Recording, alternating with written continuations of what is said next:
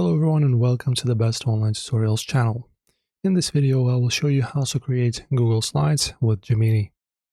So first let's open the engine. So open a new presentation in Google Slides. So go to Slides.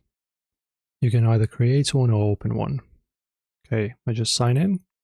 Alright, so for example I will just choose this lookbook. This is a template I suppose. And now guys, you need to look at the top right, and as you can see here, we have the Gemini icon.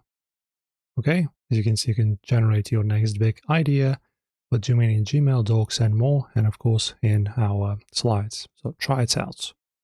Alright, and after that guys, you can use the prompt field after you get your plan. As you can see, we need a plan to use it inside of other services, or you can just use Gemini itself, it doesn't matter. You can use also the @ symbol to reference your data when you create your prompt. So, for example, you go back to Gemini and ask it to create this. But make sure to do this in here and not inside of Gemini because I don't have a plan. So yeah, you know how to proceed. All right, as you can see, we just connect our workspace. Connect. There you go. And now it's going to create it for us.